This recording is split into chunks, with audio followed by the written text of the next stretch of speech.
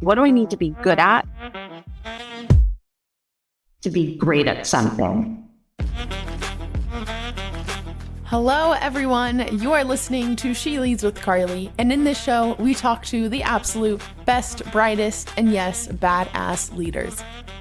Tap into where your natural curiosity takes you. Just making sure you're not your own roadblock. Even if you do fall, you're going to fall and you're going to learn. Together, let's build a DNA of what it takes to rise to the top and truly make an impact.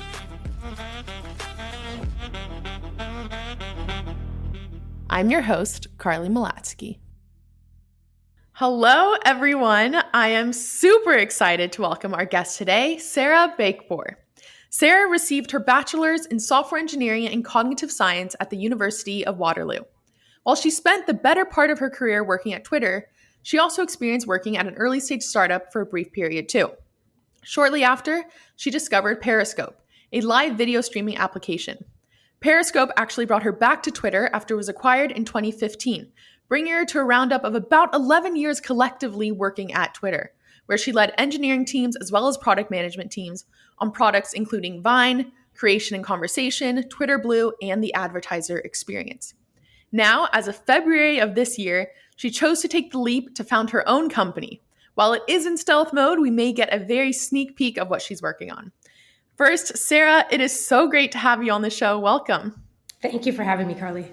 Of course. So first, set the scene. Where are you in the world? What's your work situation like? Yeah, what's going on? So I'm currently at my office, and we have a small office in Marin that my co-founder and I commute to every day, and I'm joining you from here. Amazing. It's nice and quiet, and right next to some awesome restaurants and the ferry, so it's Amazing. A really great place to be. Yeah. So Sara, what I love to do, and I know you know this, but I want to go back to 5-year-old Sara, 10-year-old Sara. What was your childhood like? What was exciting to you? And what did you want to be when you grew up? Yeah, I mean, so if for folks that know me, they're probably unsurprised that I was a very outgoing and maybe some would say bossy child. I was just always wanting to do the next thing, always, saying that I was bored. I wanted more stuff to do. I'm sure I was a handful for my parents. I now have a 1-year-old toddler who probably exhibits some of those traits. So it's all coming back to me. But, I really wanted to do stuff that was engaging. And at a very young age, my parents got a computer that I just played with, played DOS video games, figured out how to do those commands. One memory that sticks with me a lot is I played like a text-based golf game in DOS where it just said, okay, it's hole number 3, 400 yards, par 4. What club do you want? And then you type in, I want an iron and whatever. And it was like, it would just give you the result in text. And that was just the beginning of like my foray into computers. And I just loved understanding how they worked, how they responded to commands, all that kind of stuff. And Sara, was this a self-taught almost experience, or were maybe your parents, your siblings, was someone teaching you like, look, computers are cool, this is fun, you could do this, or was it more just, you know what, I'm going to sit in my room and explore the power of a computer myself? So definitely at first, my parents helped set me up, but then my older sister and we kind of took off from there. I was born in a small country in West Africa called Côte d'Ivoire, which folks in the U.S. may know better as Ivory Coast. Yeah. Kind of moved around all over West Africa, eventually moved to Canada. And during that time, my sister and I would spend we had a lot of time together where we would kind of fiddle around with computers, video games, all that kind of thing. And there was definitely a point in which, what we were doing surpassed what my parents were kind of capable of teaching us. And then when we got the internet, I was living in Toronto at the time. When we got the internet, my sister and I used internet resources to teach ourselves HTML, CSS, and JavaScript. And that was our first foray into programming, self-taught with each other. And we would just build websites for each other for no reason whatsoever about the things that we loved. So we loved video games, we loved the Backstreet Boys, we liked Star Trek, and we would just build fun websites for each other that were just silly. And we were part of an internet community, I felt like, in those early web days of other folks that were kind of teaching each other how to do that stuff. And that's how it all began. And was that in high school around where you started to actually code and build websites, or more? That was younger? When I was like 8 or 9. Oh my, okay. And my sister, who is 3 years older than me, she and I, figured it out. Just using what was available to us. So we were tinkering around for a long time. I didn't start formal programming until I got to high school. And even though I wasn't like familiar with some of the language that was used to describe how to do things, I picked all of that up very quickly. And then I was just like off to the races. So, okay, around, 17, maybe 16, 17, college is now in the picture. You decide to attend University of Waterloo, which is a very prestigious engineering-focused school. Was that a very easy decision, given that, since 8 years old, you've been building websites? Or did you always know software engineering is the route I want to take? I could see myself doing this for many years to come. So I definitely knew I wanted to do software engineering or computer science. And my older sister at that point had already gone to Waterloo and she was studying computer science.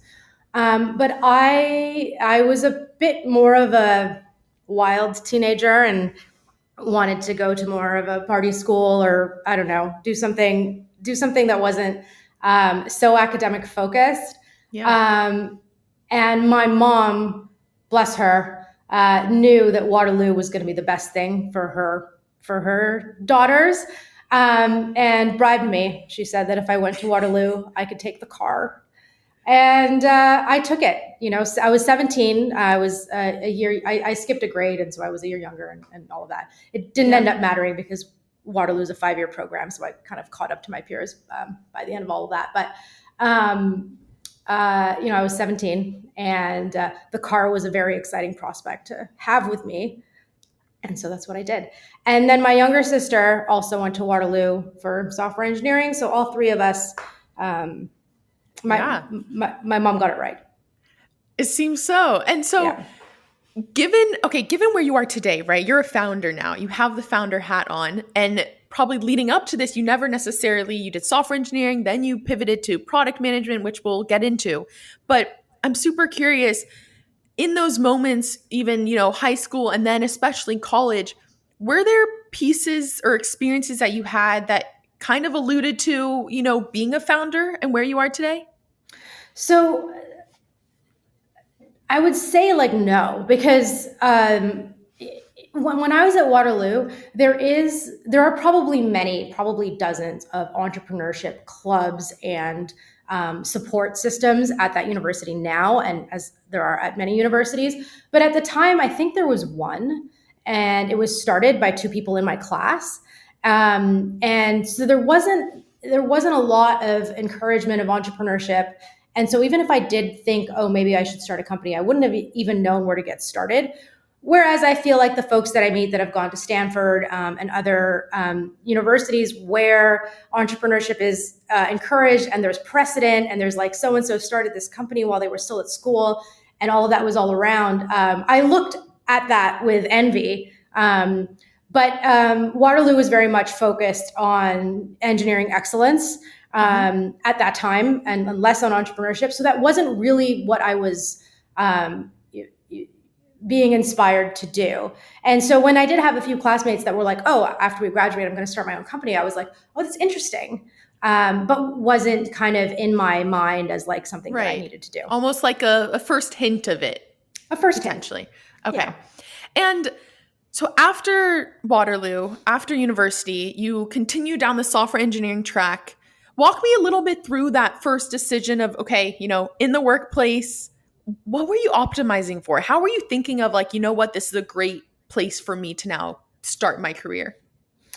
So from when I was, a kid, programming was very engaging for me, very therapeutic, very engaging. Um, I, I get a similar amount of satisfaction from programming that I do from playing video games, that I might from listening to music or playing music. This idea that you can like kind of wave your arms around and things happen as you tell them to, was very appealing for me. And if for folks that do program and get into that zone, getting into that zone where you're just coding was it's kind of addictive. And so being able to do that at work and, get paid for it and all of that was just a no-brainer for me. So that's kind of how I, that's where I wanted to go. So when people talked about entrepreneurship and all that, and I was like, okay, but then you're just like talking to people all day and you're not like coding, building. So at that time, that wasn't as appealing to me. So Sara, I'm really curious to know. And so, for instance, what I really believe in is the power of exposure, right? And I'll tell you a little bit more. But for instance, you were exposed to software engineering, computers, coding at a really early age. And we've seen, there are numbers to prove it, that there is a significant gap between men and women who code and who have that confidence to code.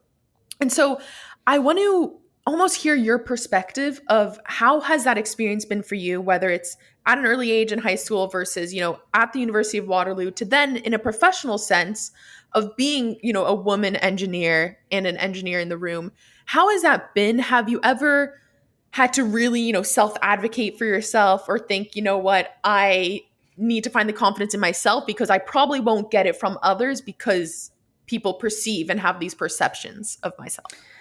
Yeah, I think I feel like I've been very lucky in that my sisters and I did a lot of that early discovery of programming together.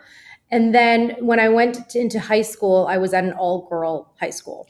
So, were there a ton of programmers in my class? No, but they were all women because it was an all-girl high school. And I think only a handful of us went into computer science fields.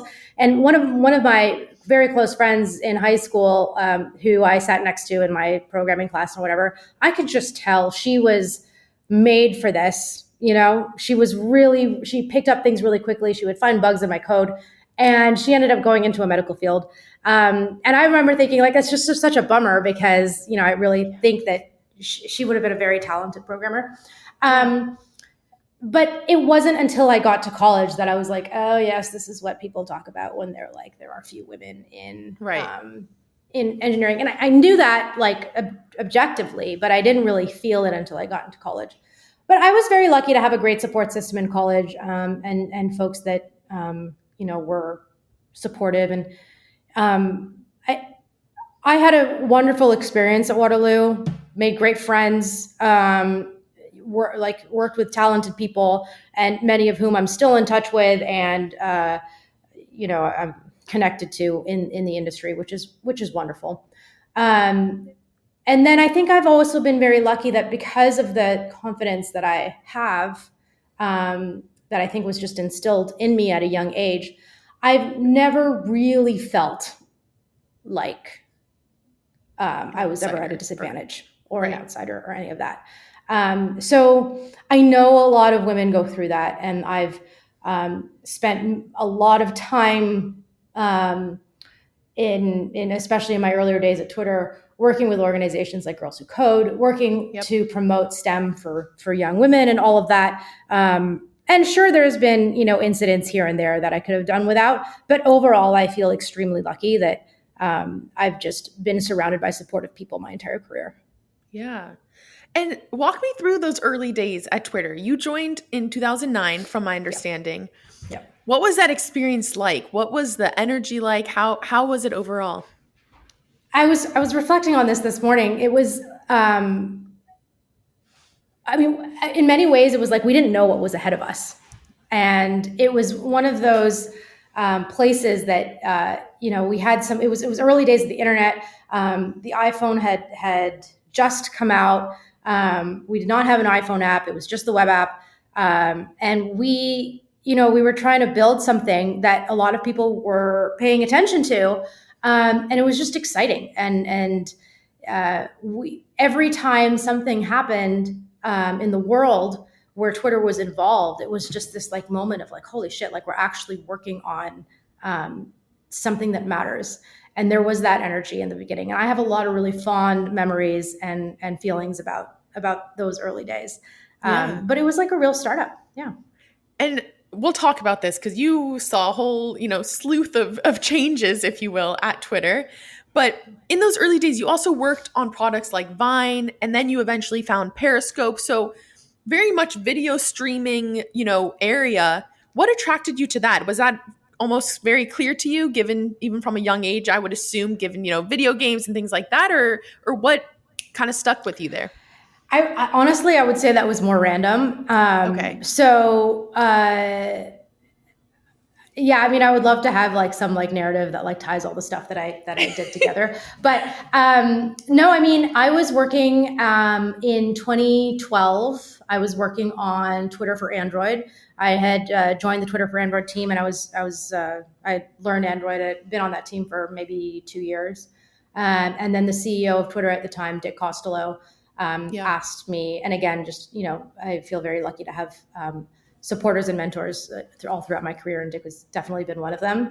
We had just acquired Vine, which only had an iOS app and hadn't even really launched yet. I think they were only in a beta or something. And he was like, "Hey, we need an Android app. Do you want to move to New York and go build it and start it, and build out that team?" And I was like, yes. And I was, 26, 27. I can't remember how that timing worked out, but I think in 2013 I moved to New York, and I was there for half a year, I think, and built out the Vine for Android team.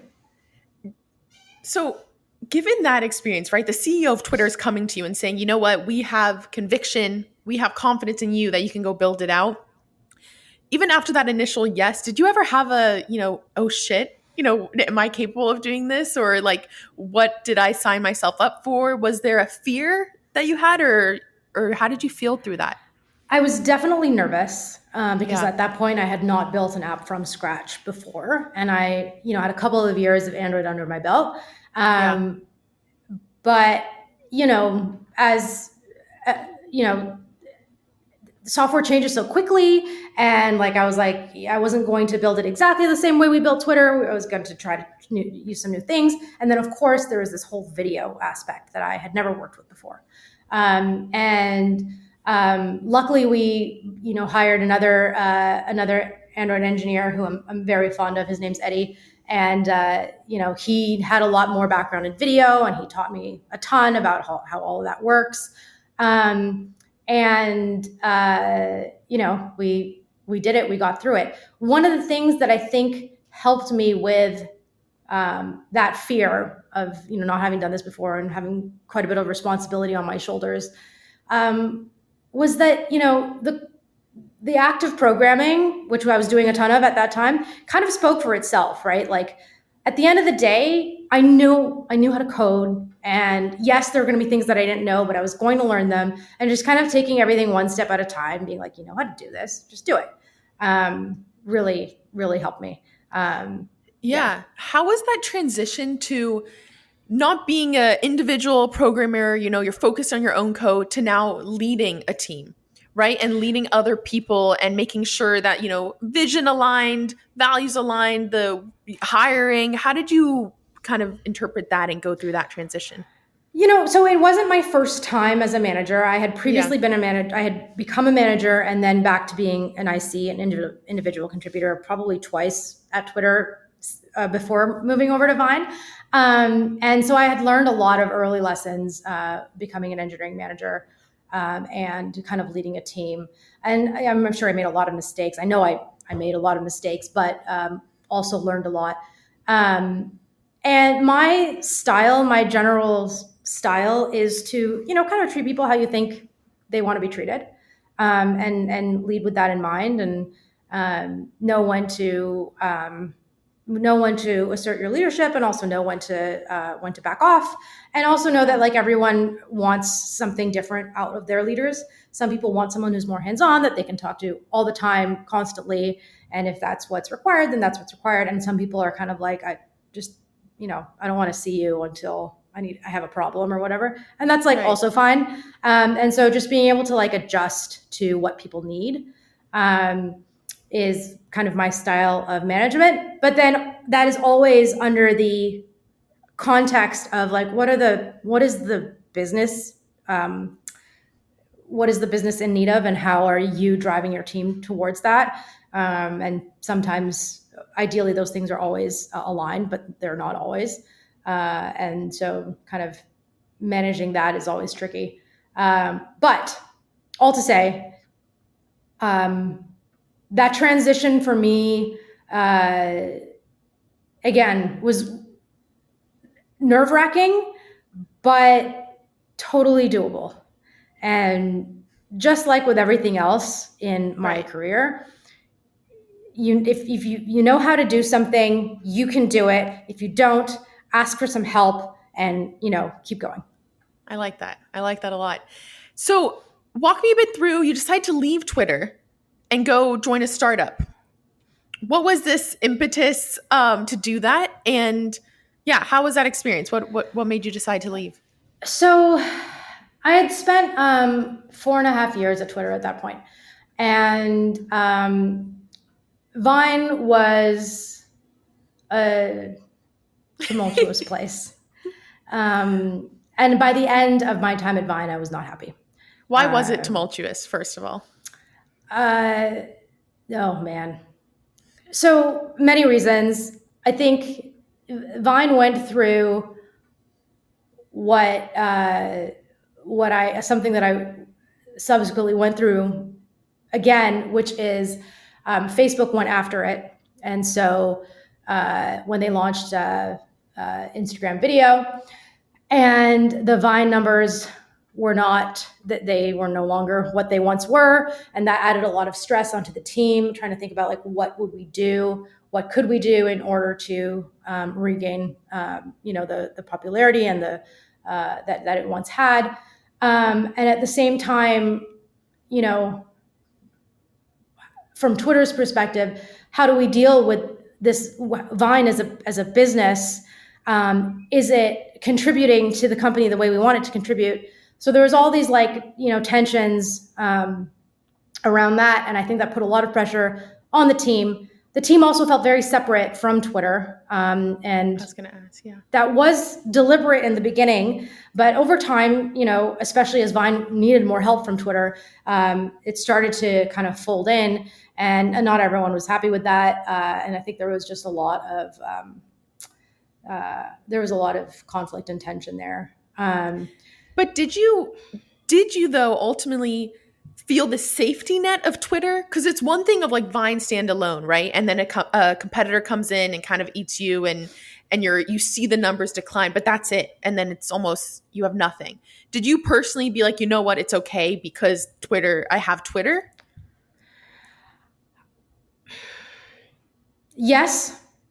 I think there was a sense of that safety. And that's one of the reasons why a company like Vine would sell to a company like Twitter, is to be able to rely on that safety net, and also access all of their resources and all of that kind of thing. I do still think though that it was quite a blow to the team, and the subsequent blows, which were like, the team wanted to and trying to do other things, but not always moving in the same direction. And Twitter trying to kind of rein it all in and be like, maybe we should focus over here. And that caused a lot of tension. I also think that, especially in those early days when I joined the team, I was probably seen as like, oh, here's the person from Twitter. And I think I would like to think that we got over that over time, but I don't blame them for feeling that way. And I think there was, at the very end, there was poor management, a lot of mistakes from all sides, Vine side and Twitter side. and I had to go. Yeah. So I guess walk me through, how did you discover this new startup that you wanted to join? What was exciting to you about it? So the app was called Secret, and I think the iOS app had launched. And again, I can't remember if it was just privately or not. But I had access to an app called Secret. I think that means it had launched actually. That was started by two guys, David Bytow and Chris Bader, who I knew through folks that I knew at Google, and we had many mutual connections. And I was introduced to them, and they were like, "We need someone to come build our Android app." And I was like, "This feels perfect. It feels like an app that's like taking off." For anyone who doesn't remember, it was like an anonymous social app, but you could see if a post was from someone in your contact circle. So it just lends itself to like a lot of fun and very salacious interactions. And it just seemed to be a hot startup that was up and coming, and I knew I wanted to leave Twitter, so it just felt like a perfect fit. I met with David and a woman who was also there, Jude and Chris. The three of them had kind of started it not that long before I joined, and I felt like I got on really well with all of them, and so I joined. And given that decision, and then ultimately leaving not so long after and finding Periscope, how would you even almost categorize your risk profile at this stage? Being in my 20s with no other responsibilities and an appetite to work really hard and not have any responsibilities, that is something I definitely recommend you do in your 20s. You have the energy, and if you don't have any other responsibilities, you can really pour your heart into things and take high risks. And that was fine. So Secret didn't last very long, and I left shortly before it folded. And that was fine. I moved on to the next thing. I was excited to. The whole thing, look, Secret had many ups and downs, big roller coaster, right. And it was under such spotlight from the tech press. And I wouldn't have changed a thing. It was such an amazing experience to see that from the front row. But it ran its course, and then I had to go. So now it's easy to look back and be like, you know what? It was great. I learned a lot and I was able to move on. And maybe this is true even then, but in the moment where kind of shit hit the fan and it was going under, did you have the same calmness in a sense? And you were like, you know what? It's fine. I'll find something else. Yes. Like, look, day to day, I'm sure I was like stressed about, when a company is going in that direction, you can feel it. And so that makes for a lot of, maybe tense conversations and all that kind of stuff. But the whole time I knew, I was like, this was a golden age for new apps. I knew I was going to find something else. Is there anything that you would have done differently in that evaluation process before choosing to accept Secret's offer and joining Secret?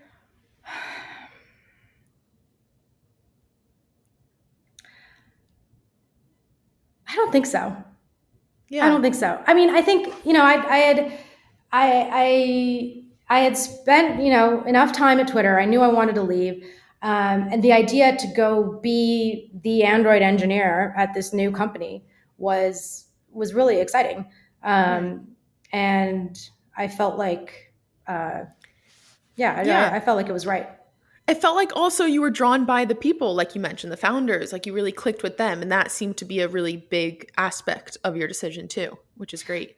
Definitely. And I feel, again, very lucky that I have had the opportunity to work with people that I get on with and I share similar interests with, and like we vibe and all of that. And that makes it fun. And I worked with some really great people at Secret. So following the people track, if you will, you then find Periscope. Yes. It seems like you also really got along with the founder, as he is your now husband, from my understanding. So I guess walk me a little bit through the process of joining Periscope, what appealed to you there, and what ultimately happened getting acquired by Twitter. Well, I had joked earlier that I wish there was some like narrative that tied everything together, but I guess with what I'm about to say, it kind of does tie everything together.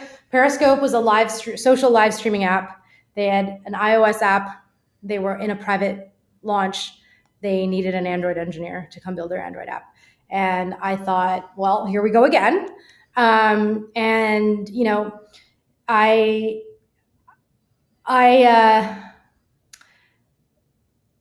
when I look back at all of this, there is something fun that ties it all together, which is I've always started building these Android apps in the late winter, early spring, and then launched them by June. That happened basically 3 times in a row with Vine, Secret, and Periscope. So it just felt like the season was upon me again. So anyway, I met the founders and the early employees at Periscope. They seemed like a great group of folks. The app seemed really great, and I decided to join them. And did you know at that early stage that it was even in their vision that, you know, they may get acquired by a Twitter? Or was it more like, we're going to do this? Yeah. How was that messaging almost relayed? So what happened was I was talking to them. We had a few conversations, and then I decided to join them. So I told Kayvon and Joe, the founders, that I would like to join, and they were like, okay, let's go, let the 3 of us go get a drink somewhere and we can talk about it. And so we did. And they're like, we would love for you to join us. We need to tell you something. And that's that we've sold the company to Twitter. I see. And I was like, get the fuck out. I was just there. I had not intended on going back to Twitter, but even as I said that, I knew that I was going to do it. Because from your Vine experience, you left Twitter with a little bit of a sour taste in your mouth. From any person hearing that story, right? That could assume that. Okay. Yeah. So what made you still, knowing that they sold it to Twitter, you were like, at the end of the day, I just want to be a part of this team and these people. And if that means going back to Twitter, okay, so be it. So good question. Twitter is a little bit like Hotel California, where you can check out anytime you want, but you can never really leave. And even in the year that I was away from Twitter, I never felt like I was out of it. And I remember an example of this. There was it was I think the day after Christmas in 2014. So end of 2014, beginning of 2015. The Twitter for Android app suffered a bug related to a datetime error, a Java datetime error, where the end of the year ends up being calculated slightly before the actual end of the year. And the app logged out when I launched it. And I went to my friend, my sister, and my family. My family is a primarily Android family. And I was like, hey, do you mind launching Twitter and seeing what happens? Keep in mind, I had been not an employee of Twitter now for, 9 months. Right. And it logged them out. And I knew the code path that would cause that in my head. And I was like, this is a very, very bad problem. And I immediately texted Kevin Wheel, who was at the time the head of product there. And I was like, there's a problem with the Android app. And he was like, I'm seeing this. I hear about it.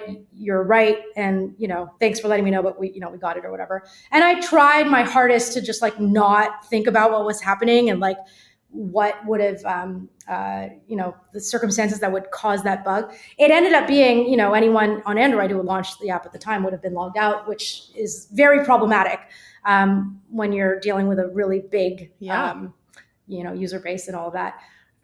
Anyway, that's all to say. And I felt stressed and, during that time, and I wasn't even an employee of the company.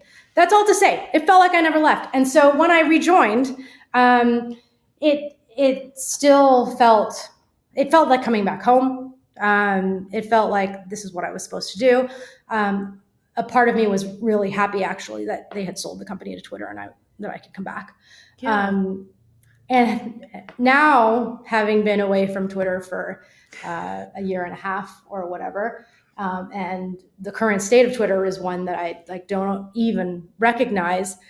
I still kind of feel that way. And I know that a lot of folks who have left Twitter, unexpectedly and in a huge en masse situation probably also feel the same way. Yeah, it's almost, and I like that story because it's like your first love maybe, or, like you'll always have a soft spot for them and they'll always be there, even though, there are things that happen that didn't go how you planned, or so that's super fascinating. Do you attribute that to, is it that early, maybe like under Dick Costolo, like his leadership and making sure everyone feels, part of a big mission? What do you attribute that to? Maybe it was being a part of that company, since it was, it was 75 people when I joined, and maybe there's a part of me that still just has such a fondness of that team and that product. And Ev Williams was the CEO at that time, and I felt like he was, literally leader of the flock, and I felt like I was part of it, that team and everything. And same with Dick, and same with Jack. I really look up to all three of them. But part of it is also the ubiquity of Twitter in the world. Mm-hmm. And I went through a phase where I joined Twitter when, maybe my friends in tech knew what Twitter was, but like my parents certainly didn't, or whatever. And I saw it grow into something that was worldwide. And I would go visit, London, Paris, or my dad in West Africa, and I would see billboards with the Twitter logo on it. And I was like, it just had such a profound impact on me to see that what I was working on was having such a big impact. And that has not gone away, ever. And to this day, when I see the Twitter logo, when I'm watching CNN or like whatever, I have this feeling inside about, what we created. And it's still there. Yeah. It's almost just that feeling that you're touching people's lives and making that impact. And ultimately that's probably what led to you deciding, you know what, I'm going to build my own company and put it in my hands. Maybe. So before we get to that, you ultimately decided to transition actually to product management and put away, the software engineering hat, if you will. What made you decide that, and how was that transition? Was it a pretty seamless one? So it was seamless. I think most of the engineering that I did was very much product influenced, and working on Twitter for Android, especially any of the Android apps, really, you're working with the pixels that users touch, and so I had a strong that part of the stack resonates strongly with me. I liked making things the way I would want to use them, the way users would want to use them. And when I was at Periscope, we didn't have a product manager for a while, and I started doing a lot of that product work. And then it just kind of got bigger. I was leading when we kind of folded more into Twitter, I was leading a lot of the video client work from the engineering side, but also doing a lot of that product work. And then one day I was kind of like, I'm just going to become a product manager. I'm just going to call it what it is and move into that role. Yeah. And towards the end of your Twitter experience, as we all know, Elon Musk took over and became the leader of Twitter. And like you said, even before, you were under Ev Williams, Dick, and Jack, and you have a lot of admiration, right? And you saw a lot of positivity in that experience.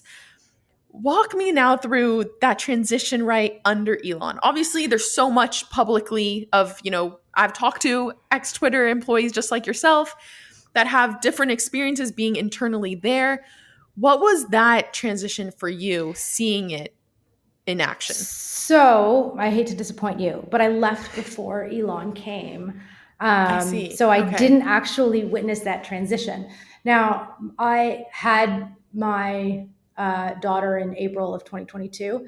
And while I was in the hospital is when Elon joined the board for a hot minute. And so, my husband and I were both like, what is going on? My husband was on his paternity leave. He was still at Twitter. And I was, in labor. And we were like, what is happening here? And so from my perspective, I was really excited because by the time I left Twitter, one of my biggest gripes with Twitter was really around our speed of execution and, these like walls and barriers we had created that really hindered progress. I was excited for Elon to come in and shake things up. And, even though I was no longer at the company, I was still excited about the prospect of that. And he seemed to really like Twitter Blue and the idea of an alternative revenue stream for Twitter. And I, started and led Twitter Blue. And so that was all very exciting at the beginning. And then I don't know what happened. Everything went south. I don't know.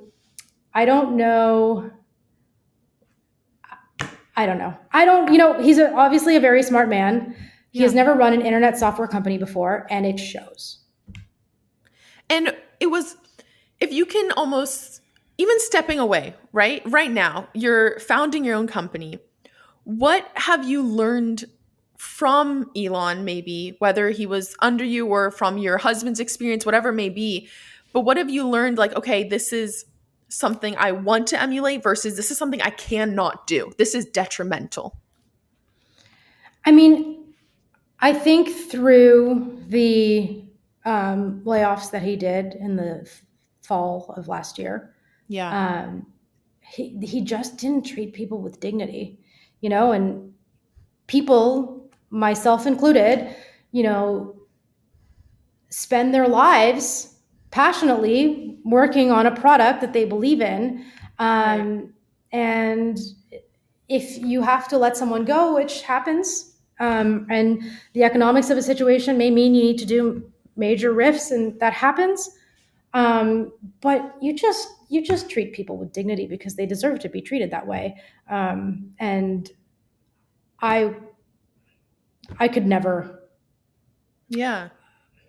I could never. Right. And it's almost, do you see it also as a level of, is it empathy too? Because something I also constantly think about, right? Especially, with maybe the VC hat on, whatever you may want to call it, but we're often thinking, okay, what makes a great leader a leader? What makes them achieve the success that they have? And you hear stories like Elon and Jobs and Steve Jobs and whatnot, that there are stories where there is a lack of dignity towards others, or they don't treat people with maybe that respect. But is it in spite of that, or you think that's actually what just gets them to be where they are today? I feel like there is a huge difference between Jobs and Musk. And look, yes, people have all these stories and they made movies or whatever about how he was hard about, things. And because he wanted excellence from people, right? And he had this way and this leadership and management style that demanded excellence. And people who didn't think the way he did, he couldn't get, maybe you couldn't explain that properly or whatever. I don't know. Right. But I don't think he casually disrespected the people that work for him en masse in the way that we've seen here. And I mean, I don't know. I wasn't there. I wasn't at Apple. There wasn't Twitter during, Twitter wasn't prevalent during, many of these stories. So we didn't get to see all the juicy inside information. But I think there is a difference between being a harsh, cutthroat leader and just not, having respect for people as human beings. I think there's a wide gap in between there, and there's a big difference. And there's a ton of leaders in Silicon Valley who, people will say are assholes or whatever. And to be honest, and maybe this is a contrarian opinion, some of my favorite people that I have worked with have been complete assholes. And that is, that happens. But I don't think even the people that I would consider to be the biggest assholes that I've worked with would ever treat people the way Elon treats people. Yeah, it's almost, and correct me if I'm wrong or if you think otherwise, but it's almost a difference of being an asshole in the sense that you're disagreeable, right? Where if someone comes in and maybe says an opinion that prevents you from reaching your mission or your ultimate prize or what you believe the success of the company can look like, then you're going to be, you're going to push back on it. And that's okay. Versus just treating people purely with disrespect for no reason. For no reason. Yeah. Right. Okay. Interesting. So, okay. Ultimately, as we know, as I said in the intro, you left Twitter, and now you're a founder. You decided to take the plunge, be your own founder. What went through your mind? Was there ever like a, Sara, what the hell am I doing? Or it was like, nope, this is the right decision and this is my next step? I didn't think I would be doing this at this time. So when I left Twitter, I was in my second trimester, and I spent my third trimester just focusing on myself and my health and preparing for the delivery and all of that. Yeah. And then I figured I would spend a bunch of time at home with the baby and just kind of do that until, something else came up. I am not the kind of person that gets bored anymore, not like when I was a kid. And because the reason I feel that way is because I love reading, I love learning new things, I love video games and television and movies and art and music. And I cannot remember the last time I was bored, because we are all very lucky to have access to so much art and culture at any time.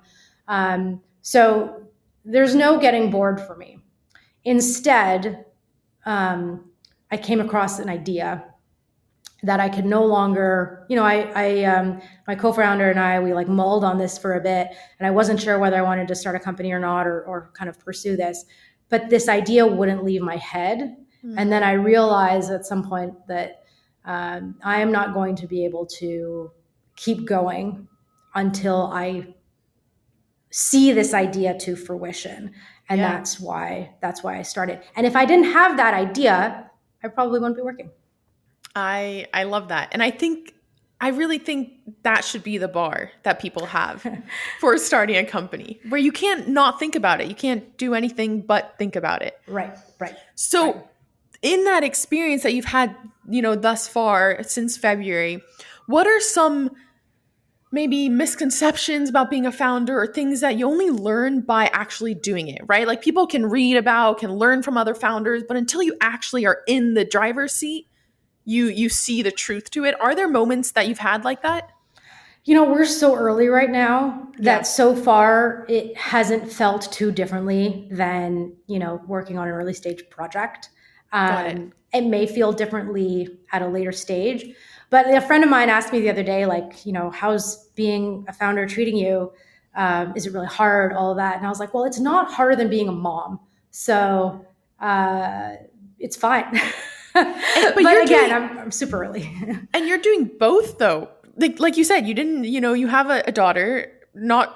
How old is she? She's 15 months. Right. So pretty young. How has that balance been? That's been the tougher part, I think, than just the work. Balancing being a mom, balancing what I never understood before, but I understand now, is the mom guilt of, like, maybe instead of working, I should be hanging out with my kid. But also, the realization that, like, I, want my kid to see me as a working mother. Not that I feel like it would have been a negative thing for her to see me as a stay-at-home mother either. But this is the choice that I'm making, and it's fine. Ultimately thinking into the future and looking back, 10 years from now, when my kid is in school and doesn't want to have anything to do with me, will I have regretted not striking on this idea while the proverbial iron was hot? And I think I would have. So, that kind of plays into and recently I had Elizabeth Wheel, Kevin's wife, on the show, and we talked about that idea of mom guilt, right? And how it's so prevalent from what I've learned from you guys. So yeah, I think that's definitely true. And before we go on to more fun questions, by the way, Sarah, I can talk to you for hours, but before we go to that, I actually want to go back very briefly on what advice would you give almost those employees who left Twitter or who left any company really in such a maybe hard way that it's either unexpected or being disrespected by a leader? How do you almost find that confidence again? What would you give advice for them? I mean, I empathize. It was hard. I left Twitter twice and it was voluntary both times, and it was hard enough as a voluntary departure. I think one of the things that was really different about Twitter, and I haven't really worked in too many other places, so I can't necessarily speak for other places. For all of its faults, there was a lot of love at Twitter for the people, the company, and the product. Right. And you could feel it. And even the most curmudgeonly people, of which there are curmudgeons in every organization, still had a passion for the product. And, there was, I don't know, it was a very special place. And so to all those people that were, suddenly found themselves not at Twitter, I empathize deeply. I know how much it hurts. And this is not how I would have ever thought the history of this company would unfold. But maybe there's some solace in knowing that we all feel this way. Right. Anyone ever wants to talk about it, I'm here to talk about it. I'm happy to talk about it. It was tragic. Yeah. Really tragic. Yeah. Okay, Sarah, I want to know, what's a book you've read in the past that has really, you think, very much changed either your outlook on life, something, but really spoke to you and you still think about it to this day? And it could be personal, professional, however, which way? Good question. I love to read when I have time. I don't usually like to read nonfiction. I usually like to read fiction. Same. Yeah. And let me answer this in a slightly different way. What is the book that I wish everyone would read? Yeah. So that when I talk to them, they have the context of that book. World War Z is one of my all-time favorite books. And the reason why I think it's so brilliant is that it manages an extremely complex geopolitical scene in the backdrop of a zombie apocalypse. Mm-hmm. And I think it is absolutely brilliant. And it encompasses the reason why I love science fiction so much. Which, cool. The zombies are cool and the lasers are cool and the starships are all cool. But science fiction is about stories about people and about societies and what, happens when they're facing adversity. And it allows you to kind of pretend a scenario in a fictional, science fictional context, but really has so much relevance to everyday society. And World War Z was written long before the COVID-19 pandemic. And my goodness, how on the nose it is. It's scary, right? Have you read it? I haven't, but I know the concept, and I know even there are other similar things like that where written so many years ago, and yet things have come to fruition in a similar light or somewhat. Yeah. Totally. I love books that do that. And they're lessons to be learned. I think everyone likes to assume in the zombie apocalypse, they're not going to be the person that only thinks about themselves and thinks about society and all that. But we just had a pandemic and, I don't think everyone behaved, probably myself included at times. I don't think everyone behaved the way they thought they would. Yeah, definitely. Okay, Sarah, what is your superpower? I would like to think that I am no bullshit. So I like to think that I can cut through. I like that. I think that's one of the reasons why, my time at Twitter, I was often asked to start really gnarly projects because they knew that I could cut through the bullshit to get things done. That's a great one. All right, Sara, it's been such a pleasure. Thank you for coming on the show. I really appreciate it. Thank you for having me, Carly. It was great to be here. Thank you so much for listening to the show this week. If you enjoyed, please spread the word. Tell someone about She Leads or post about it on social media and tag us. If you want to contact us, feel free to send over a message through the She Leads Instagram page at sheleads.show. If you want to follow us on Twitter, our account is at SheLeadsShow, and mine is at Carly Malatsky. This episode was produced and edited by Nick Verschow. Thank you also to our partner, Floodgate. If you're passionate about startups and want to learn more about the starting journey of those who have built groundbreaking companies, I highly recommend listening to Starting Greatness with Mike Maples Jr., the founding partner of Floodgate. He has an incredible show that, in my opinion, is definitely worth your time. Thanks again.